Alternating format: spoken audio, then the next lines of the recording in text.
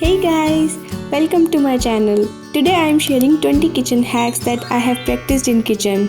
Some of these are from my experience and some are from family members. Few of these are from some YouTubers that we have watched while cooking. We all have different taste and opinions, so you could have a different view for each of these hacks. And if you have few hacks for me to try, then please let me know in the comment. We are foodies and always look for some kitchen tips and hacks. Now let's get into the hacks. First one is a pure genius. If you like making pav bhajis, try putting some pav bhaji masala on top of the bread before roasting it on the tawa.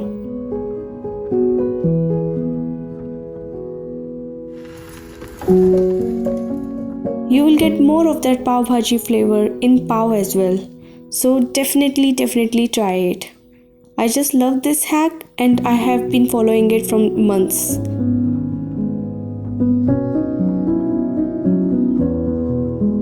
For the next one, whenever you make any dry sabji, put the salt after putting your first vegetables.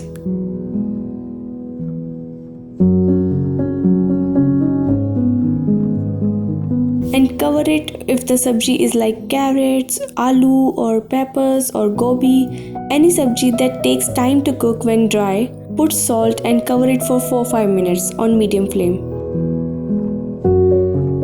It will speed up the process and it will separate the oil faster. Same goes with gravies as well.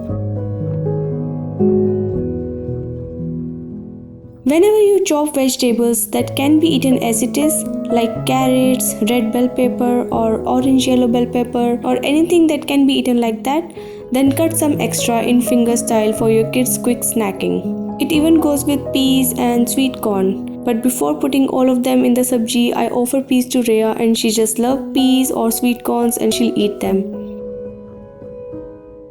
Next is also chopping. When you chop, keep a bowl or a plate next to the chopping board for any chilkas or rubbish. It becomes easy to throw them all in one go.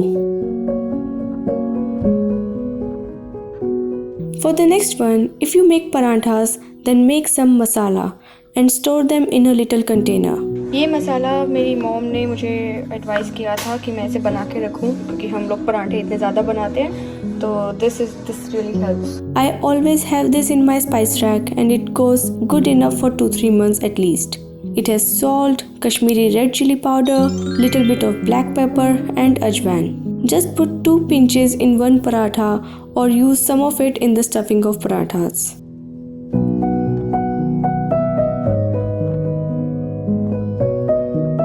To check the wax on fruits like apple or pear or any kind of fruit, use the knife to scrub it. If wax comes at the knife, then there should be a lot of wax. So either peel the outer layer or wash it with hot water and baking soda.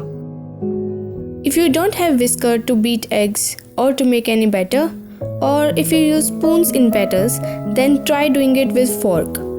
It works perfectly. It removes all the lumps and gives smooth, creamy batter. Could be for dosa or pancake or even the omelette.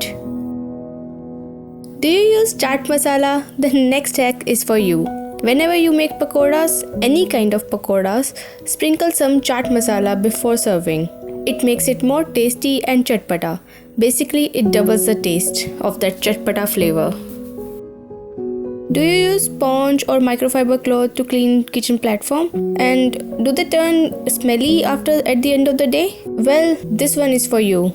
Try this. Wash your cloth every day before night with some dish liquid and rinse it. It will never be smelly if you maintain that. If you wash them every day, they will never go smelly. Now this is common one and you would probably already know. Whenever you make bhindi and there is a lot of lace in the bhindi, add some lemon juice. The sourness will reduce the lace part. Some people don't do that. Whenever we boil chole rajma, dal or rice, we put some salt in it. One, to add the taste because some water will be soaked in rajma or chole or dals. Also, it speeds up the boiling process.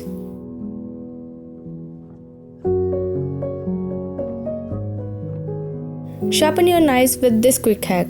I got to know about it last year and since then I'm following it. I like sharp knives for quick chopping, especially while cutting tomatoes. So just run your knife against any ceramic and it will make the knife very sharp. Like you have bowl or plate or cup or any ceramic that you have, just run your knife against it and it will make the knife very sharp.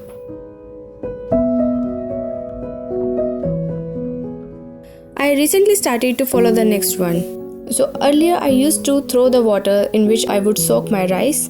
So now whenever I soak my rice, I wash them first and then soak in the same amount of water. You don't need to throw that. Just directly put it in the pan for boiling after soaking it for 20 to 25 minutes.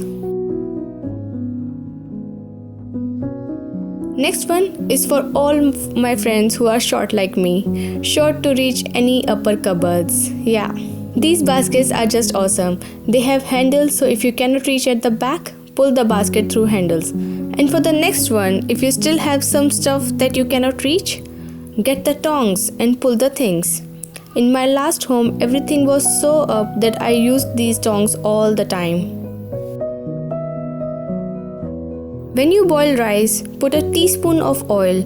It will separate the rice grains from each other and you will not see any mushy rice. Just like how we make jeera rice, we first splatter jeera in a teaspoon of oil and then we boil rice. Just like that, without adding any jeera, just put a teaspoon of oil and then add your rice and water and salt, any other masala if you want to put in.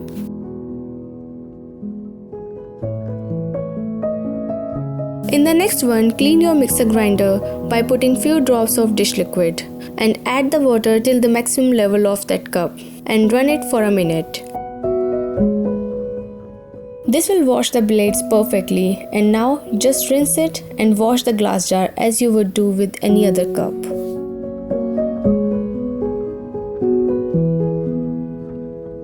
If you have wondered why your gravy is not red, then use some Kashmiri Lal Mirch powder instead of normal chili powder. It is not much spicy, but it adds natural red color to gravies. We only use Kashmiri Mirch powder now in all our gravies. We don't even buy chili powder anymore. To open a very tight lid of the jar, use rubber cap or rubber gloves. Anything that is made of rubber or silicone will work and will give some friction to hands. Now for my last tip and one of the best, whenever you make gravies, literally any gravy, then mash little bit of it to make the gravy thicker. Like if you are making aloo curry, then mash some aloos in it. The curry will be little bit thicker. Like here we are making rajma, so I'm mashing few rajma beans here.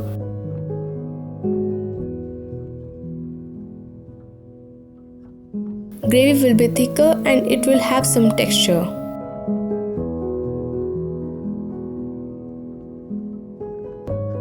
Hope you liked all these tips, and if you have any tip for me, then please let me know. I would love to hear those. Thank you so much for watching and I'll see you in my next one. Bye guys.